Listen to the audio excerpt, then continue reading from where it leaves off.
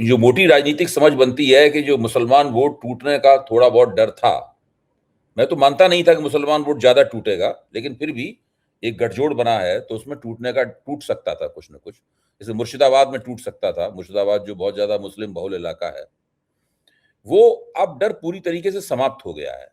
और ये हुमायूं कबीर इतने ज्यादा बदनाम हो गए हैं, उसके बाद मुझे लगता है उनके परिवार की महिलाएं, परिवार के लोग भी उनको वोट नहीं देंगे। मतलब मैं मानता हूं कि ऐसी स्थिति उसमें बन गई है। और देखिए, वो एक्चुअली दिल्ली से जो पत्रकार है ना, सोचते हैं नाम हुमायूं कबीर, मुसलमान एक विधायक है, हम्म इसके कारण सोचते हैं कि बहुत ज्यादा इम्पैक्ट डाल देंगे। हम्म एक्चुअली अगर ये सब नहीं भी होता, हम्म नहीं भी होगा, हम्म एक दो सीट में फर्क को कुछ कर सकते हैं। वो इतना बड़ा और स्टेट बंगाल का कोई लीडर नहीं, अब वो वो भी नहीं बोल कर रहा है पाएगा। कि ना, वो बोल रहा है मुर्शिदाबाद कि में एक दो देश के सीटों में सारे फर्क डालता है, मुसलमान वो भी उसके नहीं कर साथ है। पाएगा। नहीं नहीं, वो बोल और रहा है इससे बंगाल के सारे मुसलमान उसके साथ है, ये वीडियो में जो बोला है। हाँ। नहीं है, वो लोकल एक लीडर, अच्छा लीडर एक लोकल विधायक है, किसी ने सवाल उठाया कहाँ है ईडी, हम्म हेलीकॉप्टर में घूम रहा है, हेलीकॉप्टर का खर्चा कौन दे रहा है? हम्म एक कॉन्स्टिट्यूंसी दूसरा कॉन्स्टिट्यूंसी घूम रहा है, वो तो मुख्यमंत्री योगी आदित्यनाथ तो है नहीं जो हेलीकॉप्टर से घूमेंगे, ना तो प्रधानमंत्री है।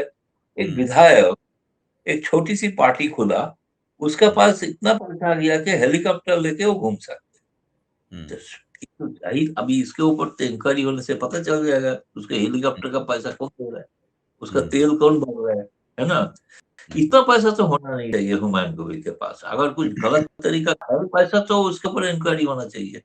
ये आदमी इतना खर्चा क्यों कर पा रहा है, कैसे कर पा रहा है? एक कैंडिडेट उम्मीदवार का तो एक, अब चुनाव आयोग तो देख भी नहीं रहा, आंख मूंद के बैठा है। हम्म चुनाव का तो ये सबका एक लिमिट होता है, कितना खर्चा हम्म कर सकते हैं। हम्म आधिकारिक तौर पर एक है ना, 20-25 लाख ऐसे कुछ है। इससे तो ज्यादा खर्चा तो एक हेलीकॉप्टर में 2 दिन में ही खर्चा हो चुका है। हम्म। ये असल में खर्चा कौन दे? चुनाव चुनाव खर्च में एक लोचा है, एक लूप होल है उसके अंदर। वो ये है कि उम्मीदवार के चुनाव खर्च पे तो सीमा है, लेकिन अगर कोई पार्टी चुनाव खर्च करती है तो उस पर कोई सीमा नहीं है। तो उसके जरिए बहुत सारा चुनाव खर्च जो होता है वो पार्टी के हिसाब में डाल दिया जाता है, और वो इससे हम्म उससे चुनाव आयोग की बंदिश से तो बच जाते हैं। लेकिन जनता के सामने तो हम्म स्पष्ट ही है कि आपके पास पैसा कहाँ से आया कि आप हेलीकॉप्टर में चुनाव प्रचार कर रहे हैं। दूसरा ये भी या सही मुद्दा आपने उठाया है कि भाई, एक अगर वो स्टिंग ऑपरेशन एआई जनरेटेड है, तो चुनाव आयोग को चाहिए कम से कम उस वीडियो क्लिप की जांच करा लें। ये तो पता लग जाएगा ना वीडियो क्लिप में कि इसमें जो हुमायूं कबीर दिखाया गया है, एक दो दिन में मालूम पड़ जाएगा। मुश्किल से 24 घंटे लगेंगे, वो जांच हो जाएगी। हाँ, तो वो चुनाव ये आयोग ये भी नहीं, मैं चुनाव तो आयोग ये ये पहलकदमी भी नहीं कर रहा।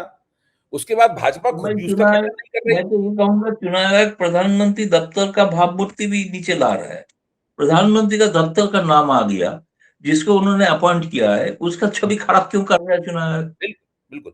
दूसरे, मैं तो इस यहां तक कहने के लिए तैयार हूं कि इस क्लिप को फौरन ही असदुद्दीन ओवैसी ने इसकी जांच निजी स्तर पर करा ली होगी। असदुद्दीन ओवैसी ने गठजोड़ तोड़ने से पहले इसकी जांच, 24 घंटे लगे उनको गठजोड़ तोड़ने में। ऐसा नहीं है कि उन्होंने 1 मिनट के अंदर गठजोड़ तोड़ दिया। मतलब ही टुक हम्म, 24 आवर्स टू डिसाइड टू।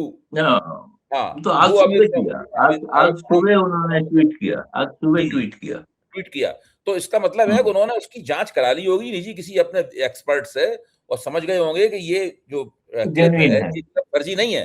फर्जी नहीं है तो उन्होंने कि फर्जी अब तो है, जेन्युइन है। इसके साथ रहूंगा तो हाँ मेरी नाक हाँ कट हाँ जाएगी। हाँ।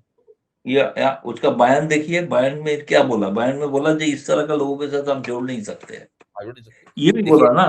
देखिए 2015 में जब ये बिहार में उन्होंने चुनाव लड़ा, असदुद्दीन ओवैसी ने, और कोई नतीजा नहीं निकाल पाए, वहां पे लालू और नीतीश की जोड़ी ने भाजपा को हरा दिया, तो हम सब लोग व्यंग से कहते थे कि भाजपा के 200 करोड़ रुपए नाली में चले गए।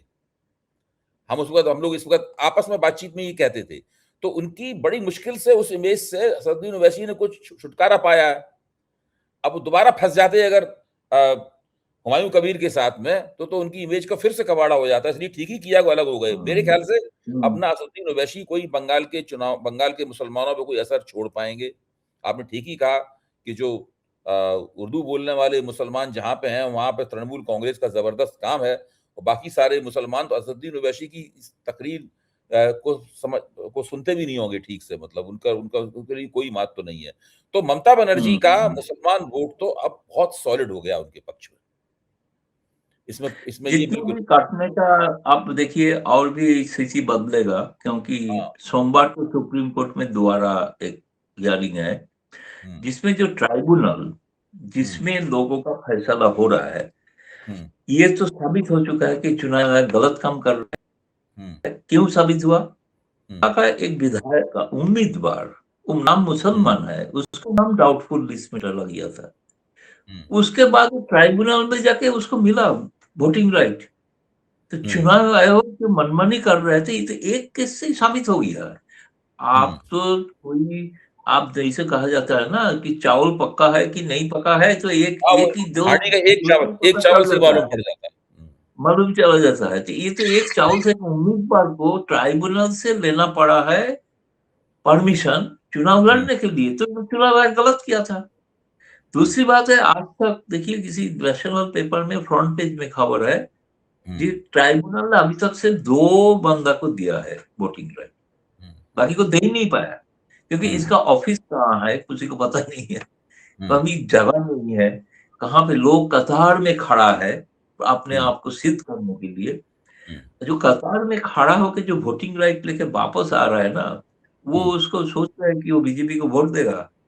मुझे तो उम्मीद नहीं है, जी। उसमें बीजेपी अच्छा, इसका वोटर होगा वो भी आपसे नहीं च देगा, वो भी नहीं आपसे देगा। चर्चा हो रही है, उसका लाभ उठा के मैं ये कहना चाहता हूँ नई परख के दर्शकों से भी कि 1950 का जो लोक प्रतिनिधित्व कानून है, उस हम्म, कानून की एक धारा है 21(3) 21(3) धारा है, जो धारा स्पष्ट रूप से कहती है, 21(2) है, 21(2) के तहत चुनाव आयोग को अधिकार है कि वो किसी भी मतदाता सूची का पुनरीक्षण करवाए, किसी का रिवीजन उसका करवाए।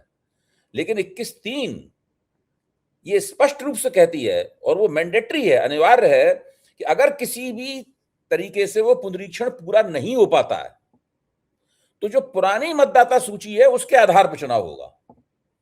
इसमें कोई किंतु परंतु नहीं है, ये बिल्कुल स्पष्ट है।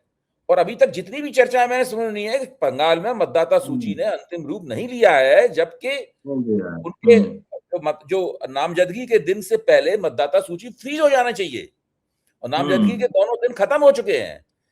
कानूनन हम्म। मतदाता सूची फ्रीज हो गई है और 12 या 13 तारीख को एक दो दिन में ये पॉलिटिकल पार्टियों को अंतिम मतदाता सूची अंतिम रूप से दे दी जाएगी।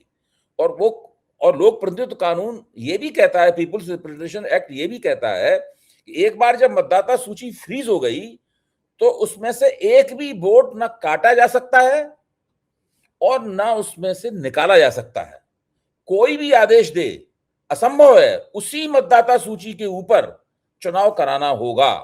अच्छा, चूंकि वो मतदाता सूची पूरी नहीं है, उसमें 27 लाख वोट निकल गए हैं, इसलिए चुनाव आयोग की ये जिम्मेदारी बनती है कानून के मुताबिक कि वो पुरानी मतदाता सूची के आधार पर चुनाव कराए।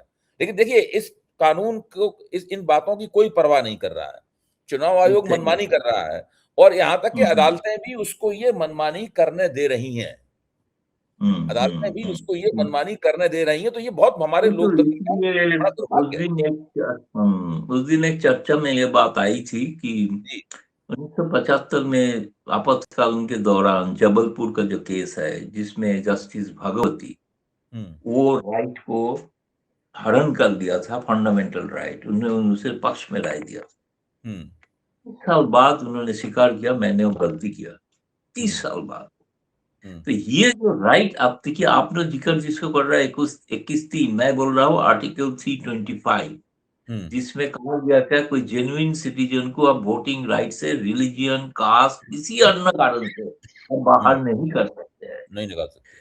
किसी नागरिक को अगर वोट देने से आप बाधित, आप उसको नहीं देने के अधिकार दे, जो दिखा रहा है कि उसके पास डॉक्यूमेंट है, पर हुँ, फिर भी आप उसको वोट नहीं देने दे रहा है क्योंकि हुँ, आपका लिस्ट में नाम नहीं है, हुँ, ये तो गैर संवैधानिक है।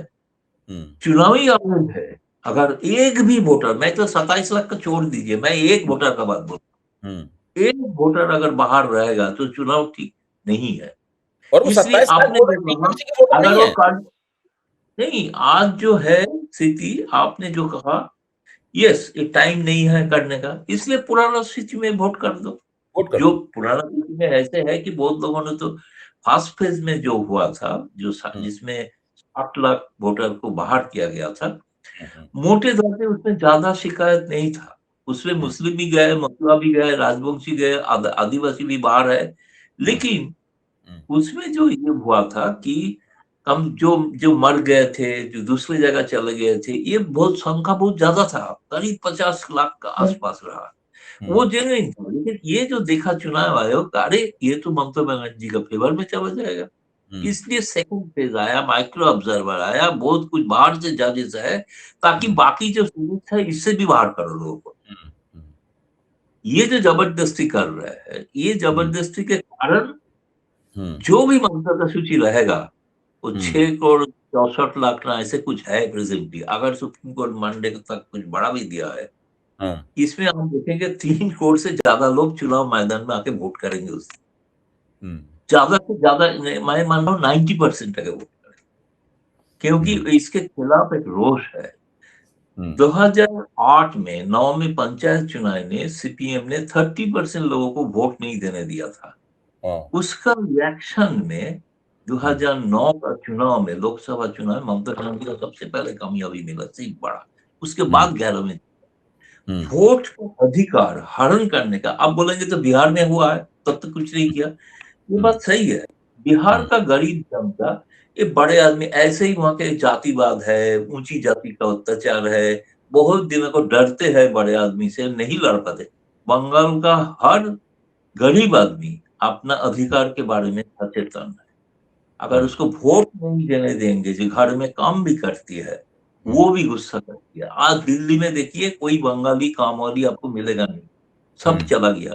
किसी ने हम्म, ट्वीट भी किया हम्म, कि हमने बोला कि हमें दूसरा कोई दे दो, बोले दूसरा होगा नहीं, हम सब जा रहे हैं, बोले किसको वोट देंगे, बोले हम तो ममता जी को वोट देंगे, क्योंकि हमारे अधिकार के लिए वही लड़ रहा है। तो ये जो स्थिति जो है, बंगाली चेतना जो है ना लोकतंत्र के ऊपर, ये एक हम्म, अद्भुत स्थिति, हम्म। अद्भुत है, आप जो बाकी आपने राज्यों दो से बातें कही अगर तुलना। शुरुआत में। आपने शुरुआत की चर्चा में दो बातें कही जो बहुत महत्वपूर्ण है, मैं उनको रेखांकित करना चाहता हूं। पहली बात तो आपने ये कही कि ये लोकतंत्र की जो हत्या हो रही है, उस हत्या के खिलाफ लोग वोट कर रहे हैं, और वो डर रहे हैं कि अगर इस बार उन्होंने वोट नहीं किया तो हो सकता है कि अगली बार उनको वोट करने का मौका ना मिले, इसी आधार पर कि आपने पिछली बार तो वोट किया ही नहीं, तो उसको उनका नाम ही हट जाए, वोटर के तौर पर उनके अधिकार समाप्त हो जाए। और दूसरी बात आपने जो बहुत दिलचस्प कही है, जिसके ऊपर काफी गौर करना चाहिए और उसको और खोलना चाहिए, वो ये है कि अगर ममता बनर्जी जीती तो उन्हें ज्ञानेश कुमार की मूर्ति लगवानी चाहिए, क्योंकि ममता बनर्जी के जीतने में ज्ञानेश कुमार का भी एक योगदान होगा। जिस तरह से उन्होंने एसआईआर करवाई है, उससे ममता बनर्जी के खिलाफ जो एक एंटी इनकम्बेंसी है वो मंद हो गई है उससे। जी। देखिए, 15 साल में बहुत कुछ हुआ है बंगाल में, जिसके खिलाफ प्रचार होना चाहिए था। हाँ। वहां पे भ्रष्टाचार का मामला है, लोगों ने जेल गए हैं, घर से रुपया मिला, हम्म, अपना अपना अपना जो गर्लफ्रेंड के घर से भी रुपया मिल रहा है, हम्म, लोगों का नौकरी नहीं है, नौकरी देने के लिए स्कैम हो रहा है, हम्म, इसका कोई चर्चा नहीं है। आरजी करके महिला के ऊपर, डॉक्टर के ऊपर अत्याचार है, उसका माँ के भले ही कैंडी उम्मीदवार है भाजपा का, लेकिन वो भी बहुत ही खराब है। मैं कल, इसको होना नहीं चाहिए था, खराब हम्म, है। एक जो जिस नारी का, महिला का नाम हम पब्लिकली नहीं कर ले सकते हैं, उसको माँ को वोटिंग लिस्ट में उम्मीदवार जब हो रहा है, उसका घर का परिवार में कौन कौन है सबका नाम देना पड़ रहा है, वो बेचारी को नाम भी लिखना पड़ेगा, बाद में तो पब्लिक हो, लेकिन बंगाल का मीडिया डिसाइड किया कि उनका जो परिचय है वो हम कहीं लिखेंगे नहीं। किसी ने नहीं लिखा आज तक, हमें उसको निर्भया नाम से, अभय नाम से ही जानते हैं, असली नाम कोई नहीं जानते, लेकिन नाम पब्लिक कर दिया उनको माँ ने। दूसरी बात यह है कि मैं तो इसलिए बोल रहा हूं कि जो चर्चा होना चाहिए था बीजेपी की, इसलिए और ज्यादा लड़ाई सचमुच वो कर सकते थे, लेकिन चुनाव का सारे लड़ाई, वो सोचा था कि एक बार 2021 में क्या था मजेदार चीज, 2021 में भाजपा सोचा था उनके हाथ में एक मास्टर स्ट्रोक है, एक बहुत बड़ा वेपन आ गया, क्या है, सीए। बांग्लादेश से हिंदू को लाके हम सिटीजनशिप दे देंगे, सब हमारा जय जयकार। कुछ जय जयकार नहीं है, ममता का सीट बढ़ गया, है ना। वो इशू काम नहीं कर। इस बार सोचा था कि हम नाम काट के हरियाणा, मध्य प्रदेश, छत्तीसगढ़, बिहार के बाद अभी जहां चुनाव होगा कहीं भी एफआईआर सक्सेसफुल रूलिंग पार्टी के लिए हो सकता है थोड़ी देर, लेकिन बाकी सब इतना जागरूक हो चुका है कि उसको पता चल गया कि वोटिंग राइट आपको छीन लेने का मतलब सरकारी जितना कामकाज है उसका मिलेगा नहीं काम। गरीब लोगों को कहाँ एक ही वोटिंग कार्ड ही दिखाता है ना, तो ये उनको पासपोर्ट भी नहीं होता है गरीब लोगों के पास। तो ये जो वोटर का कार्ड जो लेने का जो लड़ाई, ये लड़ाई इसको इसी का जो मुहिम है इसको जोड़ रहा है भाजपा के साथ। भाजपा लोकतंत्र का छीन रहा है, ये मैसेज बंगाल में किया है। बंगाल ये में मैसेज मेरे को जो वोटिंग पैटर्न देखने को लगा कि सारे बाकी तीनों राज्यों में ही गया है। अगला चुनाव में मैं अभी से तो फोरकास्ट कर रहा हूँ 90% के ऊपर पोलिंग हो सकता है, हो जाएगा, ऐसे होगा शायद। लोग सोचेंगे कि एंटी इनकम्बेंसी पोलिंग, वो नहीं है। ये पोलिंग है कि आपका लोकतांत्रिक अधिकार हरण के खिलाफ है, इसलिए इसका रिजल्ट कुछ भी हो सकता है। नहीं, आप बिल्कुल ठीक कह रहे हैं। आपकी बात तर्क संगत है गौतम दा, आपकी बात तर्क संगत है और बात समझ में आ रही है। और मैं इसी नोट के साथ इस चर्चा को समाप्त करना चाहूंगा कि जिस तरह से बंगाल में एसआईआर किया गया है और उसके अंदर जो गड़बड़ियां हैं, 27 लाख वोटरों को उनके अधिकार से वंचित किया गया है, और जो ट्रिब्यूनल हैं जो जुडिशियल हस्तक्षेप के जरिए बनाए गए थे, उन ट्रिब्यूनल वो काम नहीं कर रहे हैं, उनके पास दफ्तर भी नहीं है, उनके पास मेज कुर्सी भी नहीं है। तो ऐसे हालात में ऐसा लगता है कि जब पहला दौर का वोट पड़ेगा उस वक्त तक लाखों वोटर जो है उनके बारे में तय नहीं हो पाएगा कि वो वोट डाल पाएंगे या नहीं डाल पाएंगे। ये कानून का उल्लंघन होगा, संविधान का उल्लंघन होगा। तब देखते हैं कि चुनाव आयोग क्या करता है, क्या वो पुरानी वोटर सूची के आधार पर वोट कराएगा या उन लोगों के वोट अधिकार छिन जाने देगा सुविधा पूर्वक। आज की तारीख में हम नहीं कह सकते। और इन सब चीजों का जो लाभ हो रहा है वो लाभ सत्तारूढ़ दल को हो रहा है, तृणमूल कांग्रेस को हो रहा है। जबकि भाजपा अगर चाहती तो जनता के मुद्दे उठाकर वो तृणमूल कांग्रेस को सांसद में डाल सकती थी, लेकिन भाजपा ऐसा करने में विफल रही है। ममता बनर्जी ने एसआईआर बनाम कर दिया है पूरे चुनाव को।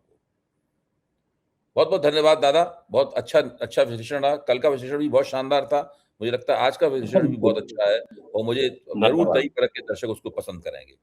नमस्कार। धन्यवाद।